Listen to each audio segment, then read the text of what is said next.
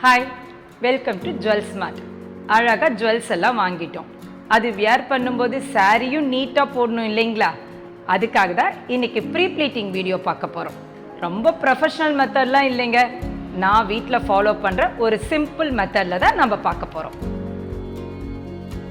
Pre pleat பண்ணுறதுக்கு ஒரு 3 measurements ரொம்ப முக்கியங்க.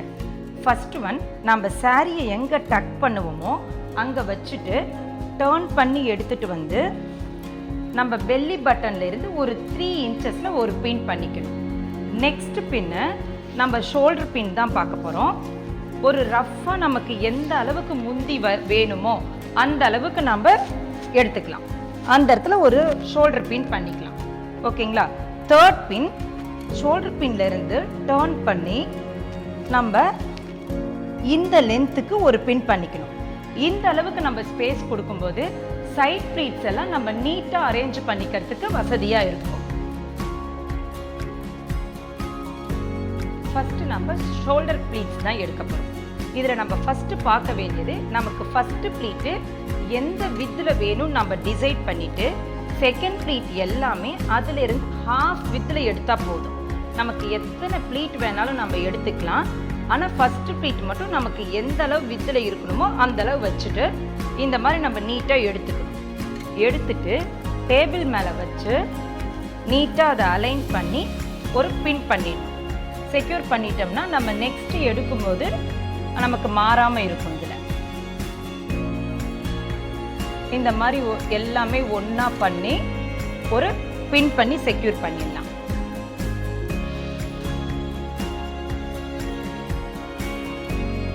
நல்லா கார்னர்ல ஒரு பின் பண்ணிக்கோங்க.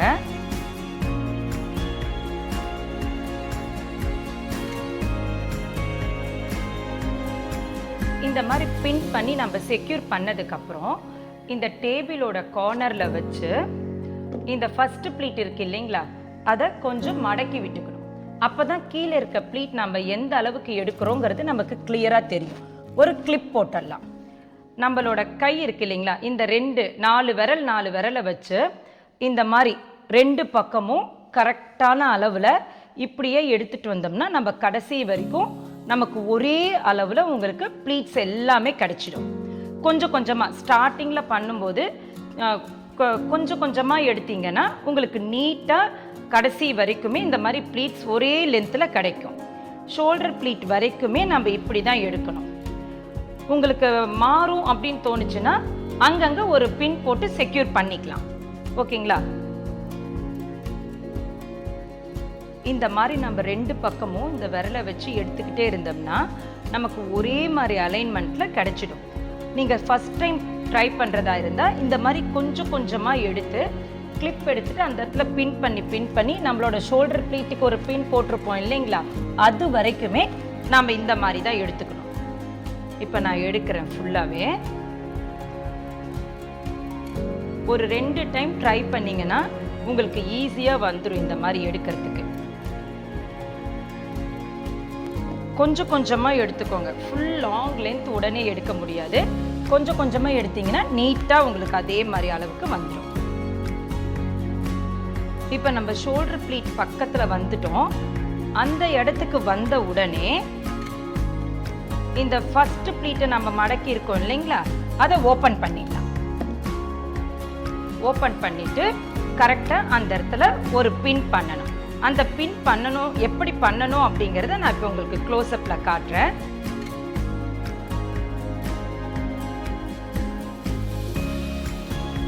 இப்போ ஷோல்டர் ப்ளீட் வரைக்கும் நான் வந்துட்டேன். இங்கே பார்த்தீங்கன்னா எல்லா ப்ளீட்டுமே ஒரு சின்ன சின்ன கேப் விட்டு உங்களுக்கு பின் பண்ணியிருப்பேன்.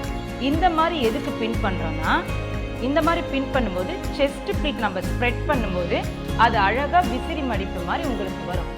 இந்த ஷோல்டர் ப்ளீட்டை இந்த டேபிள் மேலே வச்சு ஒரு கிளிப் பண்ணிக்கோங்க.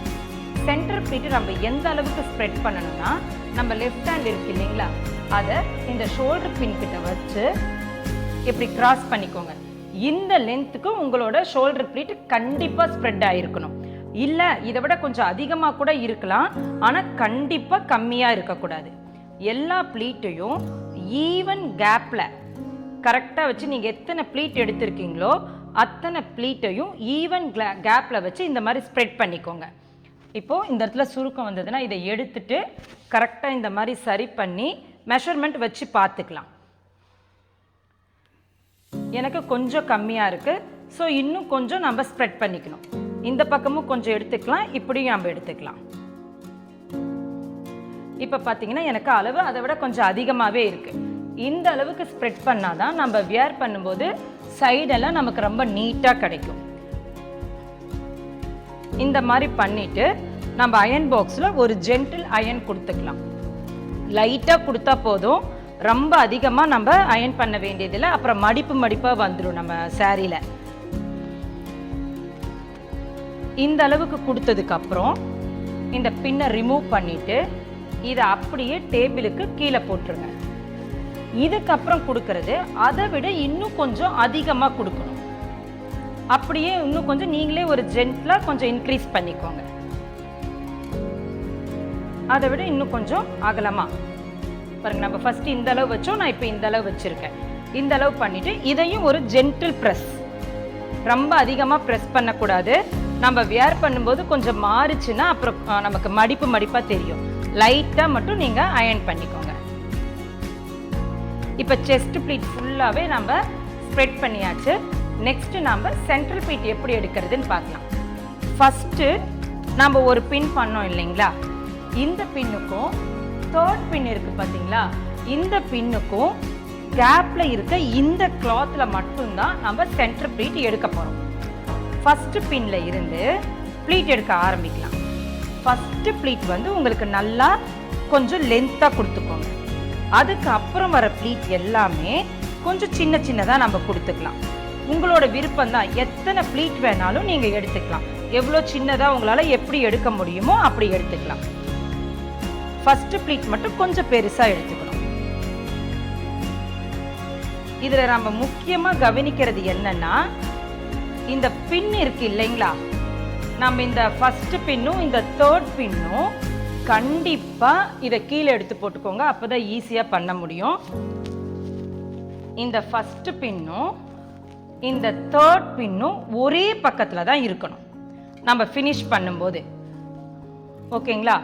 இந்த மாதிரி பண்ணிவிட்டு நம்ம நீட்டாக இப்படி அலைன் பண்ணிவிட்டு ஒரு தடவை இப்படி உதறணும்னா நமக்கு கரெக்டாக அது எல்லாமே கிடச்சிடும். அதுக்கப்புறம் டேபிளில் போட்டு நம்ம நீட்டாக அலைன்மெண்ட் பண்ணிக்கலாம்.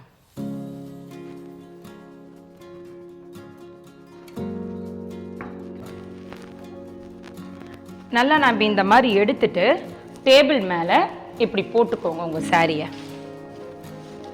எல்லா சாரியுமே இப்போ உங்கள் பக்கத்தில் தான் இருக்கும், உங்கள் சைடில் தான் இருக்கும். ஒரு நிமிஷம், பின் மட்டும் 2 எடுத்துக்கிறேன். இந்த மாதிரி போட்டுட்டு இங்கே மேலே இருக்க ப்ளீட்டை கரெக்டாக அலைன் பண்ணணும். அது எந்த மாதிரி அலைன் பண்ணணும்னா, எல்லா ப்ளீட்டுக்கும் நடுவில் ஒரு விரல் அளவுக்கு கேப் இருக்கிற மாதிரி பண்ணிக்கோங்க. இந்த மாதிரி கேப் பண்ணி எதுக்கு பண்ணுறோன்னா, நம்ம சென்டர் ப்ளீட் டக் பண்ணும்போது அந்த இடத்துல நிறைய துணி இருக்கிற மாதிரி தெரிஞ்சு வயிறு பெருசாக தெரியும். அந்த மாதிரி தெரியாமல் இருக்கிறதுக்கு இந்த மாதிரி அலைன் பண்ணோம்னா ரொம்ப நீட்டாக இருக்கும். உங்களுக்கு தெரியுதுங்களா நான் எவ்வளோ கேப் விட்டுருக்கேன்ட்டு? இந்த அளவுக்கு கேப் விடணும். கேப் விட்டு நீங்கள் பின் பண்ணிக்கோங்க. இது வந்து பின் பண்ணலன்னா உங்களுக்கு கண்டிப்பாக மாறிடும். அதனால் கண்டிப்பாக இந்த இடத்துல ஒரு பின் பண்ணி செக்யூர் பண்ணிவிடுங்க. லாஸ்ட்டு இந்த பக்கம் இருக்கு இல்லைங்களா, இதையுமே நல்லா நீட்டாக அலைன் பண்ணி இங்கே நம்ம ஒரு பின் போட்டிருப்போம் ஃபஸ்ட்டே, அந்த பின்னே எடுத்து நல்லா நீட்டாக செக்யூர் பண்ணிவிடுங்க.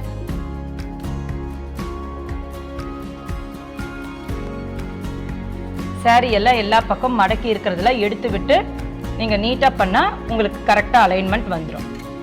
இப்போ நம்ம சென்டர் ப்ளீட் ஃபுல்லாகவே நம்ம டக் பண்ணிட்டோம். இதை ஒரு டேபிளோட ஒரு கார்னரில் கிளிப் போட்டுருங்க. நெக்ஸ்ட் சைடில் இந்த சாரியை கொஞ்சம் லைட்டாக லிஃப்ட் பண்ணிங்கன்னு வச்சுக்கோங்க. அந்த அலைன்மெண்ட் உங்களுக்கு கரெக்டாக தெரியும். டிசைன் இருந்ததுன்னா அந்த டிசைனை வச்சு நம்ம ஃபாலோ பண்ணிக்கலாம். இல்லைன்னா லைட்டாக இப்படி தூக்குனீங்கன்னா உங்களுக்கு அந்த அலைன்மெண்ட் உங்களுக்கு கரெக்டாக வரும்.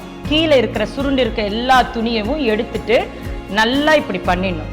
இங்கே வந்து இங்கே நம்ம கொடுத்துருக்க கேப்பை விடவே நல்லா ஒரு 2 இன்ச்சஸ் ரெண்டு ஒவ்வொரு ப்ளீட்டுக்கும் நடுவில் ஒரு 2 இன்ச்சஸ் இருக்கிற மாதிரி நம்ம பண்ணிக்கணும். இந்த அளவு லென்த் வச்சுக்கணும்.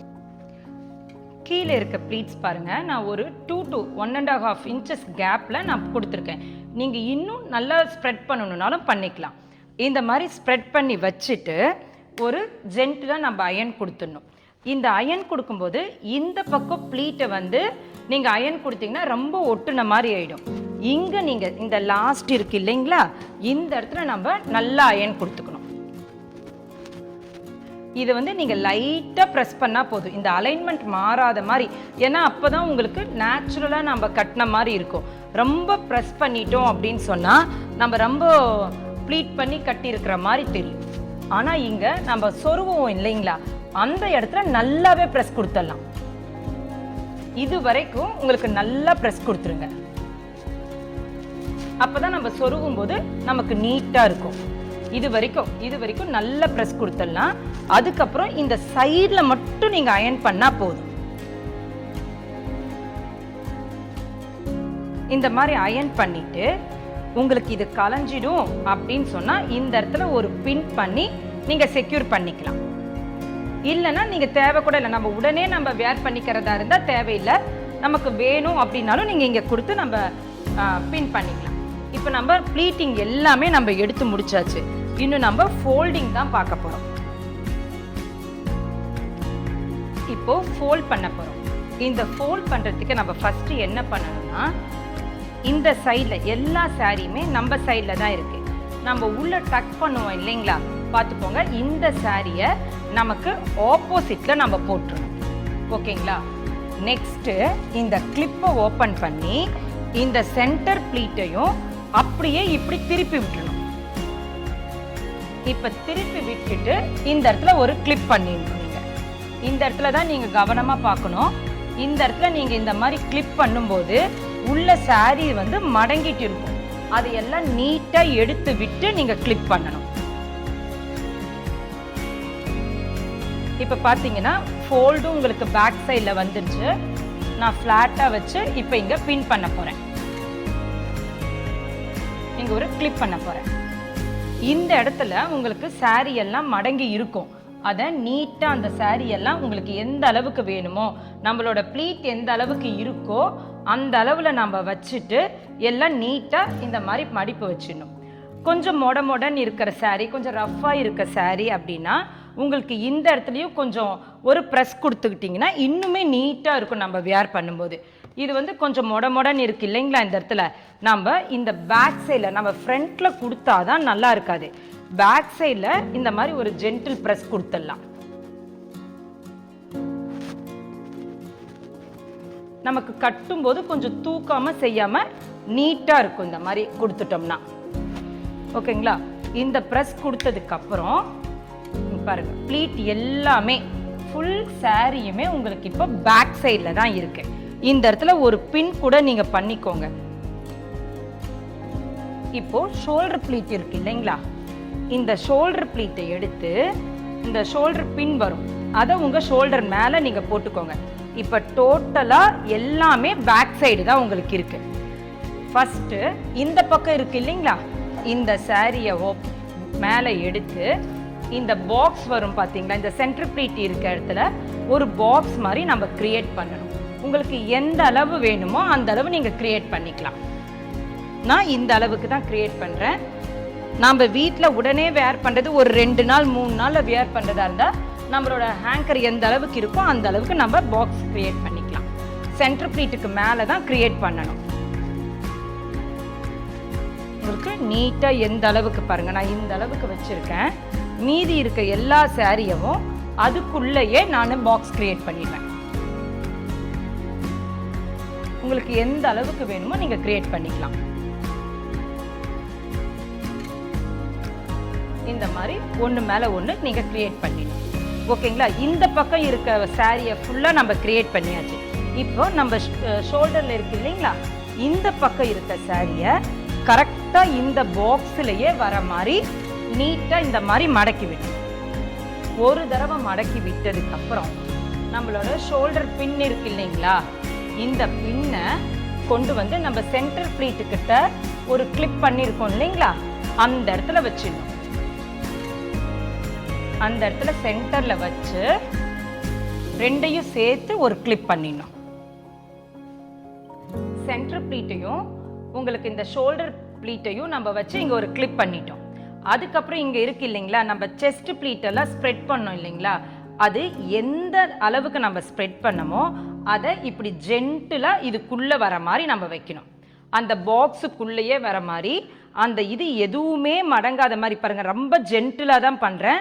நீங்கள் எந்த அளவுக்கு ஸ்ப்ரெட் பண்ணிங்களோ அந்த அளவுக்கே இருக்க மாதிரி ஜென்டிலாக பண்ணி இந்த மாதிரி வச்சிடணும். அதுக்கப்புறம் இந்த கிளிப்பை எடுத்துட்டு உங்களோட ஷோல்டர் ப்ளீட் இருக்கு இல்லைங்களா, அதை அப்படியே இந்த சாரிக்கு அடியில் வர மாதிரி வச்சிடணும். ஓகேங்களா? இப்போ உங்களுக்கு எல்லாமே இதுக்குள்ள கவர் ஆயிடுச்சு. ஓகேங்களா? இப்போ நம்மளோட ஹேங்கர் இருக்கு இல்லைங்களா, அதை சென்டர்ல வச்சு இந்த சாரியை உள்ள விட்டு இப்படி மடக்கி எடுத்துட்டோம்னா ரொம்ப நீட்டா உங்களுக்கு ஹேங்கர் ஃபோல்டிங் வந்துடும்.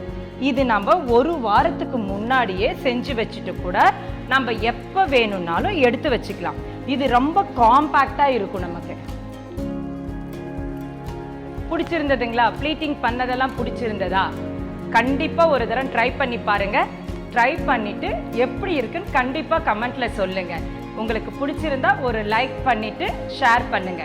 பாக்ஸ் ஃபோல்டிங் வேணும்னா பாக்ஸ் எங்களுக்கு கமெண்ட் பண்ணுங்க. தேங்க்யூ.